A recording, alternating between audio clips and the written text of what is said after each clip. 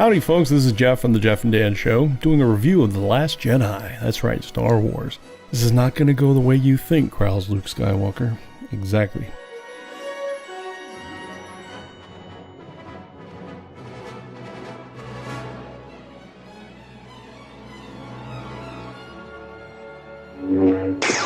If you've seen the original trilogy, I did in the first run theaters, so you'll see that the epic nature of them set up a whole galaxy of ideas, but followed only a couple of stories that today would be considered slow and boring. If the new movies followed that methodology, there would be more complaining. But by being slow and calculating, it made errors more difficult. If the new movies miss anything, it's their heart and soul of the original trilogy, that which George Lucas bled into it. Stories from his mind and heart, and that cannot be real anymore, so quit complaining and listen to why you're probably wrong by what you hate about The Last Jedi. I'm not going to give any spoilers away just at first, but I will have a spoiler section that's pretty vague. That comes later on in the review. Star Wars has always been about creating and revising the canon of the films. Keeping and killing characters has been around since A New Hope, when ObiWan Kenobi was killed, and each time it changes the story. Many experts say that there was nothing behind Kenobi's death, but in actuality, it's important to make Luke stay on the light side, adding his hate for all things Vader. ObiWan Kenobi knew if he died in that way, which was not a death per se, he would always be around to help Luke, providing him what he needed to become a Jedi. Canon. I love when people bring up, this is destroying the canon of Star Wars, but never consider how to move forward with this series. Write the same crap or similar boring crap? They did that. It's called The Force Awakens, and you hated it. Go wildly off what you're expecting to be. 1, 2, and 3, and you bitched about those. They were too heavy and political and not epic because of being confused and convoluted. So what do you want? Do you even know? I want you to think of something. When you first saw Kylo Ren's lightsaber, all red and crappy looking, not the elegant weapon of yore, you loved that shit, right? The cool cross sabers near the hilt, you loved every second. But why? It wasn't canon. It didn't conform to the previous movies, and it was proven that it was built like that by accident because Kylo either didn't have the training, didn't care, or just wanted it to be more powerful and killer looking, or maybe a bomb waiting for it to go off. No matter what though, it wasn't your preconceived notions of a lightsaber, but you were okay with it, which means Star Wars always prides itself on new and wild stuff, different each time from the movie before. Examples are Carbonite, Rancor, the Sarlacc Pit, Force Lightning, different lightsaber colors, Ewoks, Jar Jar Binks, a black Jedi, more than 2 or 3 Jedi, a council of Jedi, etc., etc., etc.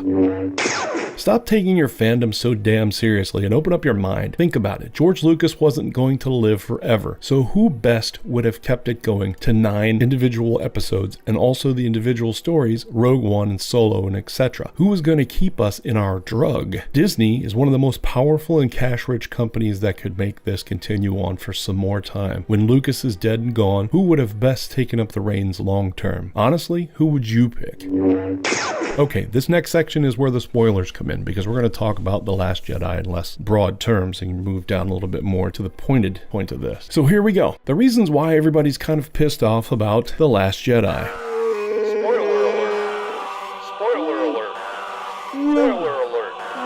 Spoiler alert. Spoiler alert. Rey's parentage. Daisy Ridley said we would find out who the parents of Rey were, only to find out that they were nobody, and audiences were pissed. But nothing was ever said that it was true. If you remember, Kylo told her to search her feelings and see who they were. She'd already been in the Cave of Evil and was shown they were nobody. But was it ever proven? Think about this for a second. Kylo would want her to think this so she's not of some lineage. So this deception is another deception. We'll see it in 9. I still go with the Luke as father theory. That would extend the Skywalker legacy with Rey and Ben Solo. Also remember, Anakin was born without a father, so children in Star Wars can be like Jesus. So could Rey.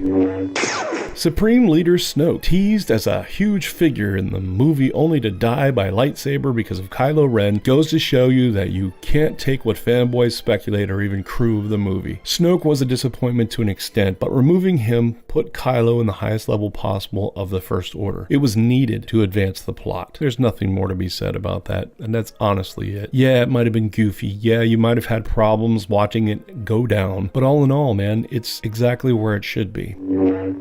Why did Luke stay on Ahch-To so long? Protecting the last of the Jedi Order, that's what. Milking aliens and hunting enormous fish isn't on everyone's vacation plans, but in order to save the final temple, which he just went and burned down with the help of Yoda, he needed to be there in this uncharted section of the galaxy. Or if you remember back to one of the prequels, they showed that ObiWan Kenobi knew of some places and he removed them from the archives. I believe one of those places was Dagobah, which was one of the planets that Yoda inhabited. Luke had also been doing it successfully for a while. The question you really need to ask yourself is this: how long was it from him almost killing Kylo until he arrived at Ahch-To? Was it a week? A month? A year? 2 years? How long? Luke being a whiny bitch. Consider the idea that Luke wasn't whiny for no reason. He's pissed about someone trying to drag him back into a life he shunned because he screwed up a bunch of kids. His fake display towards Rey was very suspiciously like Yoda's when Luke trained. Luke would snivel. Yoda would whine the truth. Part of Rey's training. We'll never know. Luke tossing the lightsaber. I know a lot of people are pissed off about this because it just took a thing that we had been waiting to see change or happen. Maybe we thought that Luke was going to take his lightsaber and it was going to buzz right out and start waving it around like he knew what the hell he was doing still. But it ain't like that. It was a joke. But it also showed how much he detested the idea of returning. While the audience chuckled, many felt it sucked, like a disrespectful slap to the face of what the Jedi stand for. But the Jedi were dead, so how are the movies supposed to break you of your Jedi love fest? How better to make you, the fans, not want Jedi to just start cropping up? Porgs. If you're bitching about Porgs being like the new Jar Jar, you need a smack upside the head. They didn't have a huge bearing on the movie, no plot wrapped around them, and they didn't change any outcomes. They were cute, cuddly, like gremlin minion penguins that had a good hand in filling in what R2-D2 failed to fill in. And why are they there? Much like Ewoks. Because, you big doofus, Star Wars is for children, plain and simple. If you think your 32-year-old ass is over there bitching and griping and complaining about how they took this whole series and fucked it all up because they made it so kiddie and stupid and cutesy and artsy fartsy, remember, this was built for children, not for adults. Did you ever wonder why they never said fuck you or fuck off or go eat shit or die you cunt licking bitch or any of that stuff? Why didn't they say that? Because Star Wars was made for kids. Where were the Knights of Ren? Does it matter? I'd rather them be a 9 and have a major mercenary role helping the new Supreme Leader, but they were not vital to this plot and would have only convoluted the whole thing. Think about it. Look what happened to Captain Phasma. She was in 8, she was in 7. She didn't do much in either one of them. As a matter of fact, she got killed in this recent one. So would you want the Knights of Ren to show up and have the same crap happen to them? I don't think so. There was no major lightsaber duel. Now, I've heard a couple people say this sucked because there was no major lightsaber duel. Every Star Wars movie has a fantastical lightsaber battle, and yes, it's true. But the Jedi and most of the Sith are dead. Without any particular training in the use of the elegant weapon, how do you have a great lightsaber duel? Think about it. The closest thing that Rey practiced on Ahch-To, or the battle in the throne room between several people. Rey and Kylo don't have formal training, just the Force, and that is clunky at best. So the final battles between Kylo, a non-Jedi, non-Sith, and Luke, who also has never had formal specialty training. Luke's ending. People are pissed about this one, so let's speculate. He saw Kenobi vanish in A New Hope, so he knew it was possible, especially when ObiWan Kenobi wouldn't leave him alone. Then Luke saw Yoda do the exact same thing. Better to burn out than to fade away my ass. How much does each of us know about the Force, honestly? Do you know that being a Jedi is like being a Japanese soldier that commits seppuku to die with honor? How did the Jedi die? What's the right method? A theory going around says that Luke expended too much energy with his Force projection fight, and he had to evaporate. But imagine if he did it to stop having residue of Jedi hanging around to corrupt Kylo more, or even Rey. They will need to figure out what to do themselves and not rely on Luke. And if you really think about it, the Jedi were like communism, a failure in their mission. So why Canto Bight? The luxury resort world came and went like that, fast. It didn't provide much of anything other than a throwback to Tatooine's cantina and a bunch of fun-running fancy folk Captain Mal would have made fun of. So why add this? Because the gun trade is important to the future of the story and the remaining 10 rebels left alive. And I just speculated and said 10 because who knows, maybe 13, who knows. We don't know how, but we'll find out. Also, the people that were there seemed unimportant, which may be true, like a giant waste of movie cash to push some weird places. But think about this. If you saw Guardians of the Galaxy galaxy. Why didn't you whine about the Collector? Ironically, another Benicio del Toro role. It was bloated. It led to little, but no one said it was a waste of time. Just because these movies say Star Wars doesn't mean it's going to be more of the same. Open your minds. The end of the movie. The little kid kicked out of a section of Canto Bight at the end of the movie showed that he had force powers. He pulled the broom to him and we left on his face of bewilderment. New Padawan? Potential recruits to a new rebel force? We're bound to find out. Finn and Poe being hulky masses of useless lying crap. They disobeyed. They did what they wanted to do. They were a bit useless actually, but the new Star Wars is completely about diversity and feminine power. And what better way to heighten those roles than to drop the others into dumb jock roles? And what happened to Poe being gay? I'm sure glad we left that out. Star Wars isn't about sex. The most sexy thing was Leia in that bikini, but I digress. Both men were just guides to the story and not much more. Heroic? Maybe, but certainly reprinting the action. Humor. A lot of people were pissed off about the fact that this had a little bit of forced humor in it and some gliding humor too. Star Wars has always had humor, but viewers thought it was coerced to make the movie funny. I thought most of it was funny, but whether Leia died or Luke died, a little levity is always needed. Otherwise, it's a dramatic opera. From Luke milking an alien to BB-8 riding an AT-AT, silly Ahch-To nuns to Rey blushing at a shirtless Kylo Ren, this subtle humor moments worked well with the unknowing nature of the lead characters. Don't be so uptight. Remember, the canon has to change. Hux. Yeah, he went from a sniveling Hitler-esque second in command to an unbelievable leader who was trounced on easily by Kylo. There is no explanation for this except to show that everything in the First Order is in chaos and easily destroyed, which is what happened. But getting force pushed into a wall of the Imperial shuttle was quite funny.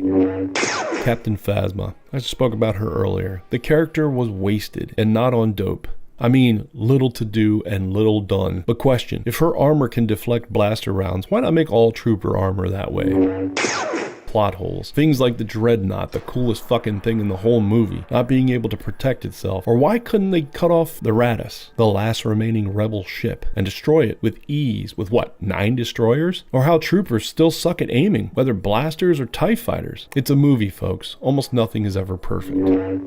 One disturbing area of the movie was sea monster nipples of unusual size. Yeah, and this is Disney, so what? It was disturbing. Remember, new canon. Han Solo funeral. Some people were pissed that there was no Han Solo funeral. There was no funeral for him, and his carcass was incinerated with Starkiller Base. No need to drag it out and bum out the fans. I don't need to sniffle more about it. Finally, Leia. This always chokes me the fuck up. When Carrie Fisher actually died, the world of fanboys and geeks sobbed on for days on end. I'm in those groups. And we were told that most of her scenes were finished, so they'd still have her in it. Then we were told by everybody on the film that Leia would have a beautiful send-off, one that would have everyone upset. And I'll admit, when Leia and the commanders were blown off the bridge and she floated through space, frozen, giant fucking gobs of tears worked down my face. I was a mess. And in front of my 2 youngest sons. Couldn't let them see me. Then her eyes, they opened. Her hand led forward and she used the Force. Leia. Nice. But this wasn't her end. What the fuck is going on? How will Leia die? I agree, this was massively deceptive, and it only served to piss off the fanboys and geeks, not the casual moviegoer or people like me who get it. See, if they come out and say, we did this to kill wild speculations and theories from now on, I would bet that'd piss them off more. But this seems to be what they were working toward, and it makes perfect sense. The last movie, 7, was similar to 4 and 5, and it was very predictable at many points, and I think they wanted to change that. Which they did. So damned if they do and damned if they don't. What way do you want it? I'm Jeff from The Jeff and Dan Show. That's my thinking on The Last Jedi. If you have any questions or comments you'd like to make, you can do those by sending us an email, by visiting our website, jeffanddan.com, or listening to our podcast. Hopefully my buddy Dan will be able to watch the movie before he comes in this Wednesday. Well, we're on Wednesday nights, 7 p.m.-ish, usually every week, including this week, which is the week before Christmas. And then you can also catch us on iTunes as a download, which we appreciate. You can also catch us on Spreaker, which is the host pod company that we work with, iTunes, YouTube, SoundCloud, and of course at jeffanddan.com, where you can listen to us live Wednesday nights at 7 p.m. Thanks a lot, and may the Force be with you, always.